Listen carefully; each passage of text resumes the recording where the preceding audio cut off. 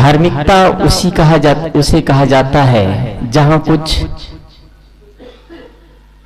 धर्म के नाम से कुछ आवाजें उठती है, धर्म के नाम से कुछ चर्चाएं होती है, कुछ धार्मिक चोला पहन करके कुछ क्रियाकृत्य होता है, उसे धार्मिकता कहा जाता है, उसे धार्मिक कहा जाता है। कोई भी आदमी रास्ता से गुजरता हो तो रास्ता से गुजरते हुए कहेगा यह क्या हो रहा है, धार्मिक सत्संग हो रहा है। धार्मिक व्यक्ति बनना बड़ी बात नहीं है। धार्मिक व्यक्ति बनने के लिए आदमी का कृत्य कैसा भी हो, एक लंबा घर से निकलता है, मंदिर में जाता है, एक लंबे चंदन लगा लेता है, मस्तक में तिलक लगा लेता है, गले में कंठी पहन लेता है या गले में और कोई माला डाल लेता है, श्वेत वस्त्र धारण कर लेता है, सन्यासी कलर का कपड़ा पहन लेता है और अपने आप को धार्मिक कह दिया जाता है। आपके भारत का धार्मिकता, आपके भारत में धार्मिक होना सबसे सस्ता है। इतनी सस्ता धार्मिक कहीं नहीं है। धार्मिक होने के लिए कुछ नहीं चाहिए, गुलाल और फूल ले लीजिए, मंदिर में जा करके चढ़ा लीजिए, बस धार्मिक आप बन गए। और इसलिए मैंने कहा कि आपका ग्राम धार्मिक ग्राम है, सच में धार्मिक ग्राम है, लेकिन आध्यात्मिक है ये मैं नहीं कह सकता। आप धार्मिक बन गए हैं ये कह सकता हूं, लेकिन धार्मिक हो गए हैं ये नहीं कह सकता। धार्मिकता जहां होती है वहां समाज तैयार होता है, जनसैलाब तैयार होता है, एक नए कमेटी तैयार होता है, एक संस्कृति को संस्था में बदल दिया जाता है, वहां एक आवाजें उठती है, एक गूंज उठती है, लेकिन आदमी नहीं बदलता है। आदमी बदलता है धार्मिक बनने के बाद, अंदर से जब धार्मिक होता है। और जब तक बाहर का जो धार्मिकता है, बाहर में जो धर्म की चोला पहना जा रहा है, वो धार्मिकता आत्मा पर प्रभाव नहीं डालेगा, तब तक कोई आदमी धार्मिक नहीं हो पाएगा। तब तक आदमी सोया रहेगा और उसकी आत्मा सो जाएगा। और जब आदमी अंदर से धार्मिक होता है, अंदर से आध्यात्मिक हो जाता है, उनकी आत्मा जाग उठती है और उस पूरी दुनिया को हिला करके रख देती है। एक आदमी काफी होता है जिसकी आत्मा जाग चुकी है। आज आदमी की आत्माएं सोई हुई है। हम मनुष्य हैं, मनुष्यता खत्म हो चुका है। हम कबीरपंथी है, राधा स्वामी वाले हैं, गायत्री वाले हैं, ओम नमः शिवाय वाले हैं। ये सारे लेबल सिर्फ धार्मिक बनने का लेबल है। धार्मिकता खत्म हो चुकी है। धार्मिकता तो तभी खत्म हो जाती है जब हम घर में रहते हुए भी अपने ही पत्नी के साथ गलत व्यवहार करते हैं, अपने ही बच्चे के साथ गलत व्यवहार करते हैं, अपने ही माँ बाप के साथ गलत व्यवहार करते हैं, घर में रहते हुए भी, परिवार में रहते हुए परिवार के लोगों को बहिष्कृत करते हैं। तभी हमारी धार्मिकता खत्म हो जाती है, तभी हमारी मनुष्यता मर जाती है, हमारे मुख से कटुता निकलती है, तभी हमारी आत्माएं मर जाती है। और जिस आदमी की आत्माएं मर जाती है वो आदमी उत्थान नहीं कर सकता। वो आदमी धार्मिक बन सकता है लेकिन आध्यात्मिक नहीं हो सकता, आध्यात्मिक नहीं हो सकता है। श्री राम ने कहा धर्म अंदर से आता है, ये भारत भूमि ने कहा धर्म बाहर है, अंदर नहीं है। कृष्ण ने कहा फल करो, कर्म करो, फल की चिंता मत करो। भारत भूमि ने कहा फल ही तो सब कुछ है, फल नहीं तो कर्म का क्या मतलब है। बुद्ध ने कहा ध्यान करो, भारत ने कहा ध्यान नहीं, पहले मूर्तियां बनाओ। आज हर गली गली में, मोहल्ले मोहल्ले में, चौराहे चौराहे में भगवान खड़ा हुआ है। मैं पिछले एक दिन पहले मैंने अछूटी में भी कहा था कि आज ये भारत भूमि भगवान बनाने का कब्रिस्तान बन चुका है। भगवान बनाने का सबसे बड़ा कब्रिस्तान भारत में है। इतनी कब्रिस्तान है, इतनी भगवान है, इतनी भगवान है कि कुछ नहीं कहा है। ये भारत भूमि कब्रिस्तान बनाने में पारंगत है और सत्य को झूठ में बदलने की तरीका है इनके पास। कोई सत्य बोलता है, उनकी निंदाएं होती है, उनको चुप करा दिया जाता है और चुप न रहने पर उनकी हत्याएं कर दी जाती है। 6 महीना 4 महीना 2 साल बाद उनके स्टेच्यू तैयार कर दिया जाता है। फिर कबीर कबीर की पूजा किया जाता है। बुद्ध और महावीर, ईसा और मोहम्मद, राम और कृष्ण की पूजा किया जाता है। बुद्ध थे तब बुद्ध को पागल कहा गया।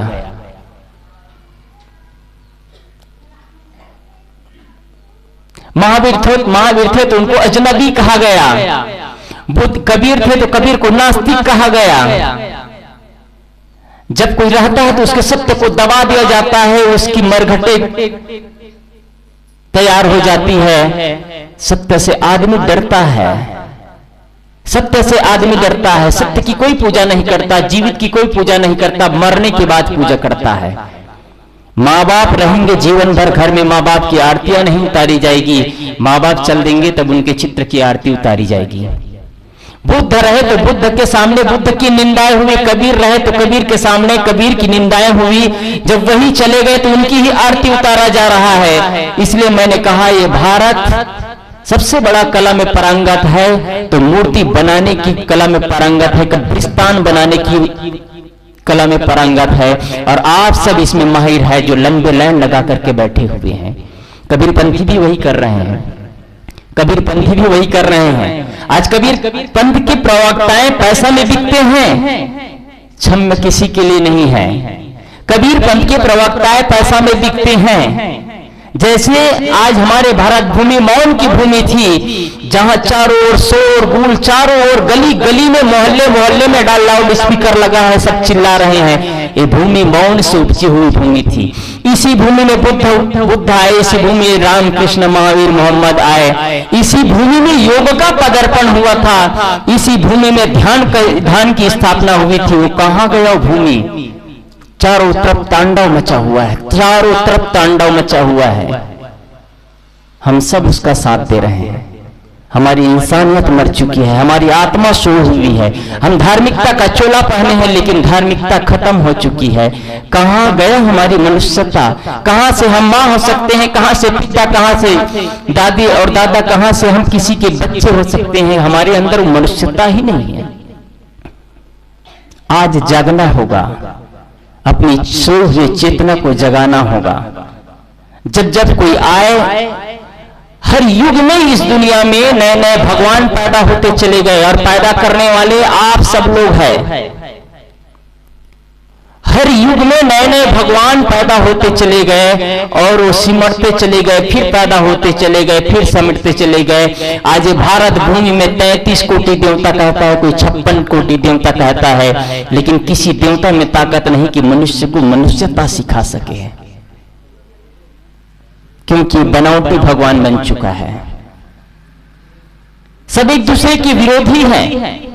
हिंदू के देवता अल्लाह को नहीं मानता, अल्लाह के देवता ईसाई को नहीं मानता, ईसाई के देवता सिख को नहीं मानता। सब एक दूसरे के दुश्मन बने। अल्लाह में तो सिर्फ एक अल्लाह है, मुसलमानों में सिर्फ एक अल्लाह है, ईसाइयों में सिर्फ एक ईसा है, सिख में सिर्फ एक गुरु नानक साहब है। कबीर पंथ में कितना है? हिंदू में कितना है? हिंदू में तो हर पग पर भगवान बैठा है। मैंने इसलिए पहले ही कहा, ये भगवान बनाने का कब्रिस्तान, भगवान की कब्रिस्तान बनाने का कारखाना है आपकी भारत भूमि। इस भूमि में जागना होगा। हर लोग सुलाने के लिए तैयार है, हर लोग गहरी नींद में सो रहे हैं, खर्राटे भर रहे हैं, और आपको भी उसी नींद में सुलाने के लिए तैयार। मत जगो, तुम भी मेरे जैसे मूर्ख और पागल बन करके जियो।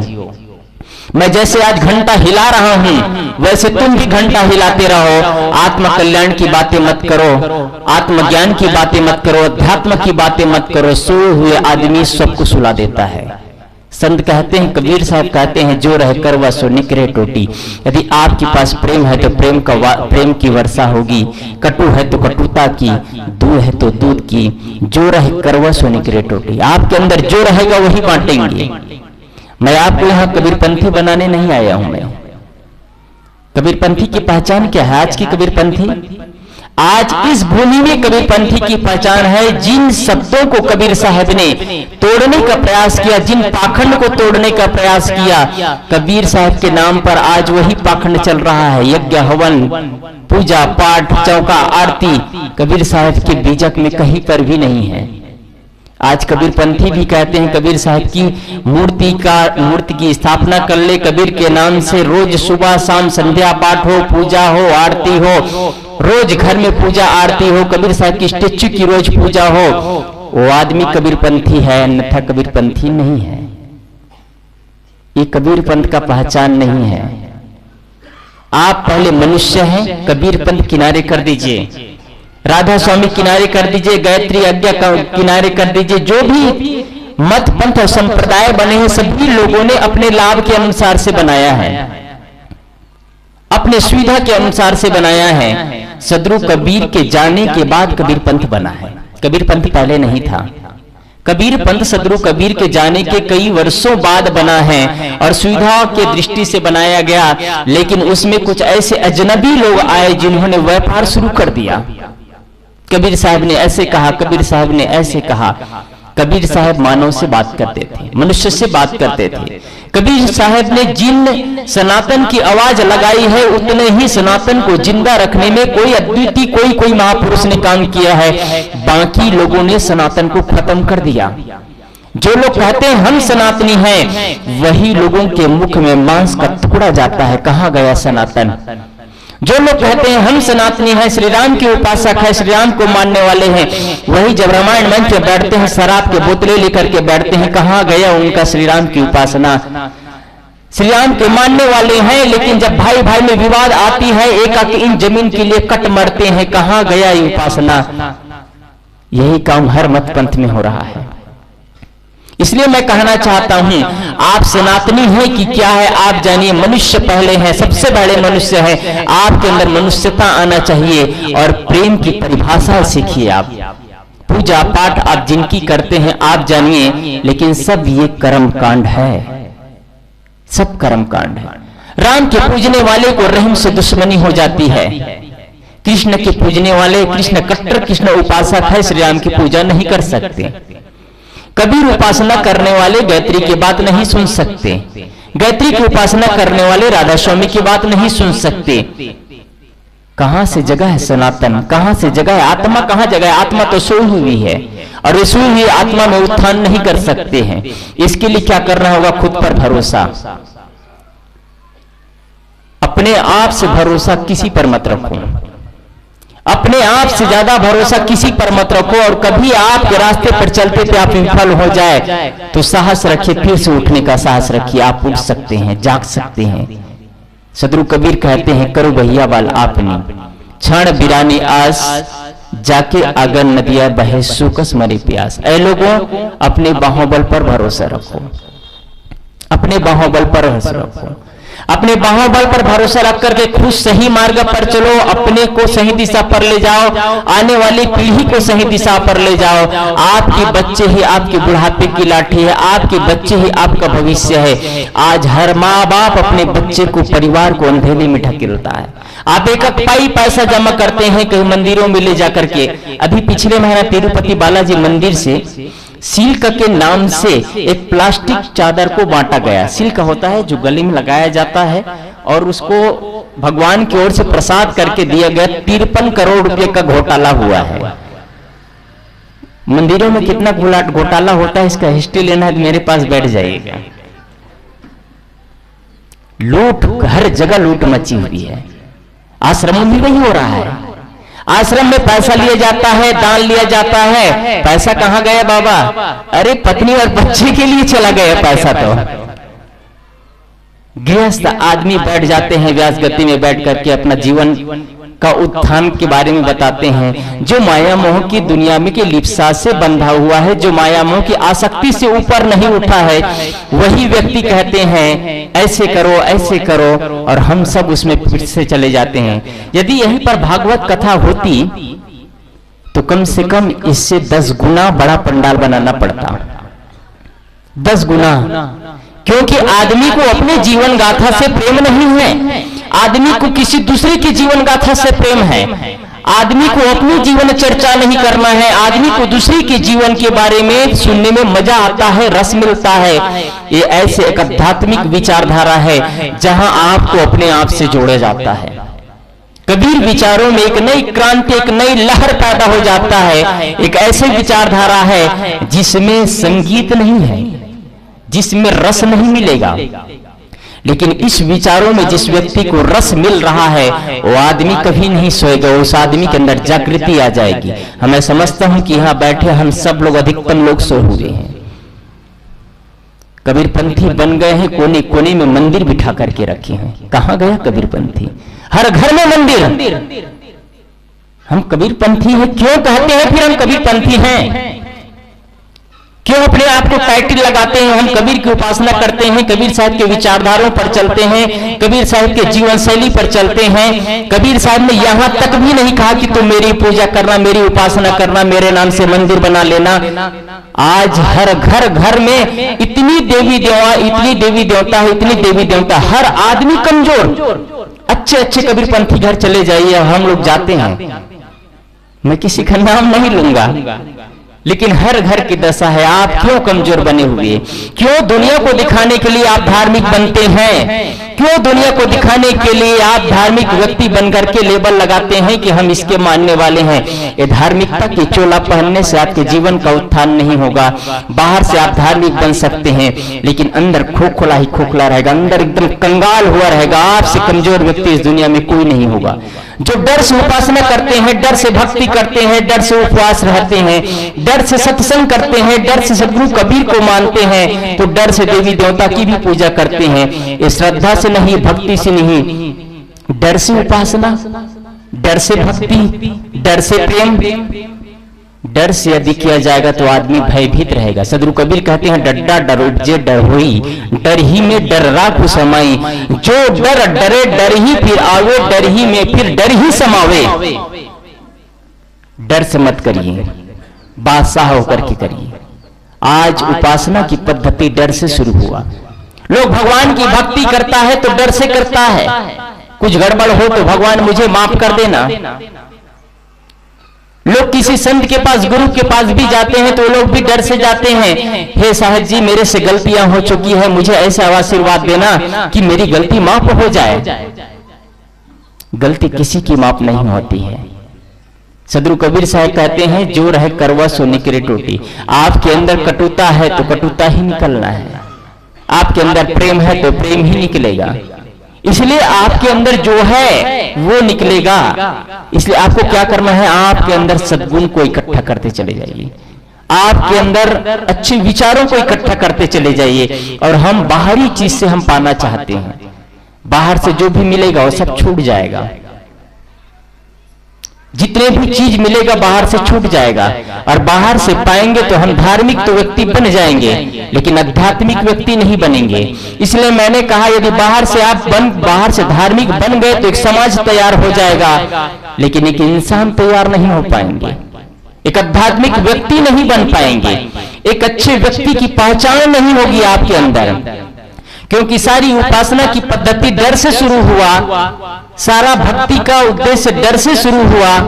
आप अपने को नहीं बदलना चाहते हैं, बाहरी सिस्टम को बदलना चाहते हैं, और बाहरी सिस्टम को बदल करके कोई आदमी की आत्मा नहीं जागती है, फिर आत्मा तो सोई ही रह जाती है, फिर आप गहरी निंद्रा में सोए रहते हैं, फिर आप उत्थान और विकास नहीं कर पाएंगे। मैंने कहा कर भैया बल आपनी छाड़ बिरानी आस, जाके अंगर नदिया बहे सोकस मरे प्यास। आप जागिए, अवसर मिला है आज आपको। यदि आज आपके अंदर चेतना जागृत नहीं होगी तो हमेशा की तरह वही कृत्य करते रहेंगे। बस बिस्तर से उठो, स्नान करो, मंदिर में जाओ, पूजा पाठ करो, खेत व्यापार जाओ, ऑफिस जाओ, दफ्तर जाओ, ये काम रोज चलता रहेगा, लेकिन आप नहीं बदलेंगे, क्योंकि आपने अपने अंदर जागृति ही नहीं लाई। आदमी मूर्ति की पूजा से नहीं डरता है। क्यों नहीं डरता है? क्योंकि आप मूर्ति की पूजा करते हैं तो आप वही होते हैं जो है वो। आप मूर्ति की पूजा करते हैं तो आप वही होते हैं जो अंदर से हैं। आपको बदलना नहीं पड़ेगा, क्योंकि मूर्ति नहीं बोलेगा कि तुम बदल जाओ, तुम बदल जाओ। लेकिन जब जीवित इंसान की पूजा करते हैं तो आपको बदलना होगा। और आदमी अपने आप को बदलने से डरता है, आदमी अपने अस्तित्व को खत्म करने से डरता है, अपने आप को नहीं बदलना चाहता है, अपने आप में परिवर्तन नहीं चाहता है आदमी, इसलिए जीवित इंसान की पूजा करने से डरता है। क्योंकि मैं जीवित इंसान की पूजा करूंगा तो मुझे ठोकर दिया जाएगा, मुझे बदलने के लिए कहेगा कि तुम बीड़ी मत पियो, सिगरेट मत पियो, देवी देवता के नाम से कर्म कांड मत करो, उपासना पद्धति को बदलो, ये मत करो, वो मत करो। और शायद ये सारे विचार कबीरपंथी साधु संत जन के पास जाएंगे तो और बार बार ठोकर मारा जाता है, वो मत करो, ये मत करो। लोग कहते हैं सारा चीज तो टोका जाए तो किया क्या जाए, इसलिए सबसे बढ़िया है सत्संग में ही ना जाया जाए, ये सबसे बेटर है। आदमी ने सत्संग में आना ही छोड़ दिया। सत्संग में ना आकर के किसका नुकसान हुआ? जिन जिन घरों में सत्संग के प्रति भक्ति नहीं है, जिन जिन घरों में संत गुरुजन के लिए भक्ति नहीं है, उस व्यक्ति को अपने आप के लिए भक्ति नहीं होगी, और अपने आप के लिए भक्ति नहीं होगी तो आपकी आत्मा में जागृति नहीं आएगी, आपके अंदर प्रेम नहीं पनपेगा, फिर आप नहीं बदलेंगे, कर्म कांड बढ़ता चला जाएगा, अंधविश्वास बढ़ता चला जाएगा, और तू मैं बढ़ता चला जाएगा, धन के प्रति आसक्ति बढ़ती चली जाएगी, क्योंकि जागृति अपने आप से नहीं है। आपका अस्तित्व किसमें है? आपका अस्तित्व है मकान अच्छा है, इसलिए आपका अस्तित्व क्या है? मेरा घर द्वार अच्छा है, मेरे पास गाड़ी है, मेरे पास पद है, मेरे पास वैभव है, मैं इतना बड़ा कथा कराया, इतना बड़ा सत्संग कराया। बाहरी चीज में अपना गौरव समझते हैं, उस आदमी को अंदर से गौरव महसूस नहीं हो सकता है, क्योंकि उनको अपने आप में लगेगा नहीं कि मैं कुछ हूं। अपने आप में उनको लगता है बाहर जो कुछ हो वही दुनिया है, अपना अस्तित्व ही भूल चुका है। और जो आदमी अपना अस्तित्व ही भूल चुका है वो अंदर से जागृत होना ही नहीं चाहता, जागना ही नहीं चाहता है, उनकी चेतना तो सोई रहेगी। और इसलिए मूर्ति पूजा कर रहा है आदमी 10 साल 20 साल 30 साल 40 साल से भी मूर्ति पूजा कर रहा है, लेकिन पहले जैसे था आज भी वैसा है। पहले वो गुटखा खाता था, आज भी खा रहा है, पहले शराब पीता था, आज भी शराब पी रहा है। और बाहर से भी कोई सत्संग करना शुरू कर दिया, लेकिन वो सत्संग को अंदर भीतर नहीं ले गया, तब भी आदमी नहीं बदलेगा। बाहर मूर्ति भी पूजा कर रहा है, लेकिन वो मूर्ति की चित्र को, चरित्र को अंदर तक नहीं ले गया, तो आदमी नहीं बदलता है। इसलिए सत्संग भी करिए, ज्ञान चर्चा भी सुनिए, लेकिन अंदर को बदलिए। जब तक अंतःकरण की पवित्रता नहीं होगी, अंतःकरण को नहीं बदलेंगे, तब तक आप नहीं बदल सकते हैं। तब तक आप नहीं बदल सकेंगे, तब तक आप दर दर के ठोकरे खाते रहेंगे और संसार में भटकते रहेंगे। ये पूरा बिकने वाली दुनिया है। आज गुरु, मैंने पहले ही कहा, ये भारत भूमि में सबसे सस्ता धर्म है। गुलाल का फूल ले, कुछ गुलाल ले लो और फूल ले लो, आप धार्मिक व्यक्ति बन गए। आज मोक्ष भी बिकता है, धर्म भी बिकता है, व्यास गद्दी में कथा करने वाले भी बिकते हैं, और पूरा संसार बिकाऊ है। इस बिकाऊ संसार में आप कैसे कल्याण कर सकते हैं? सदगुरु कबीर कहते हैं, सुनिए सबकी निबेरिए अपनी। ये दुनिया के संसार के सारे लोगों के विचारों को सुनना, लेकिन निर्णय अपनी बुद्धि के अनुसार से करना। जब अपने अनुसार से निर्णय करते हैं तो वो निर्णय आपको सही मिलेगा।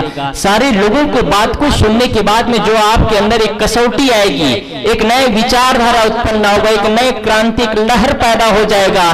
नहीं, अब मुझे जागना है, सोते नहीं रहना है, अब मुझे अपने लिए काम करना है। अब तक मैंने दुनिया के काम किया, अब तक मैंने समाज के लिए काम किया, अब तक मैंने अपने माँ बाप के लिए किया, अब तक मैंने अपने बच्चे के लिए किया, मैंने अपने आप के लिए तो कुछ भी नहीं किया हूँ। मुझे अपने लिए करना होगा, और ये ठोकर संत जन देते हैं। इसलिए सत्संग का महत्व है। मैंने शुरुआत किया था, आपका ग्राम वास्तव में धार्मिक ग्राम है, लेकिन आप आध्यात्मिक भी बनिए तो निश्चित ही आपका विचार बदलेगा, जीवन बदलेगा, कर्मकांड से ऊपर उठेंगे और जीवन में शांति मिल सकती है। बस इतना कहकर अपनी वाणी को विराम।